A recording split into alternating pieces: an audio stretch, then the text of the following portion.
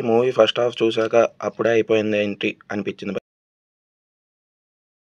Hi friends, సత్యం సుందరం movie చూసేసాను భయ్యా. నేను నార్మల్గా మూవీ వచ్చేసి 2 days బ్యాకే చూసాను, బట్ రివ్యూ మాత్రం ఇవాళ పోస్ట్ చేస్తున్నాను. మూవీ అయితే చాలా బాగా నచ్చింది నాకు. కెమెరా వర్క్ కూడా చాలా బాగుంది భయ్యా. అండ్ కొన్ని scenes locations like temple and village looks కూడా బాగుంటాయి భయ్యా. కార్తీక్ గారి రోల్ బాగా నచ్చింది భయ్యా నాకు. అరవింద్ స్వామి గారి డబ్బింగ్ కూడా కొన్ని సీన్స్ లో బాగా నచ్చింది భయ్యా నాకు. సో మూవీ వచ్చేసి 2 క్యారెక్టర్స్ మీద రన్ అవుతా ఉంటుంది. వాళ్ళిద్దరిలో ఎవరు సత్యం అండ్ ఎవరు సుందరం అండ్ వాళ్ళిద్దరి మధ్య ఉన్న లింక్ ఏంటి అనేది మూవీ చూసే తెలుసుకోవాలి. మూవీ లెంత్ వచ్చేసి ఆల్మోస్ట్ 3 hours పడుతుంది భయ్య. 3 hours ఉన్నప్పటికీ మూవీ ఫస్ట్ హాఫ్ చూసాక అప్పుడే అయిపోయింది ఏంటి అనిపించింది భయ్య నాకైతే. అండ్ సెకండ్ హాఫ్ వచ్చేసి కొద్దిగా లైట్గా లో ఫీల్స్ అనిపించింది భయ్య కొన్ని సీన్స్ దగ్గర. మోహన్ గారు ఎమోషన్స్ చాలా బాగా క్యారీ చేశారనిపించింది భయ్య. మూవీ అంతా కొద్దిగా సైలెంట్గా ఉన్న ఆ ఎమోషన్స్ అన్నీ ఆయన ఫేస్లో బాగా క్యారీ చేశారు భయ్య.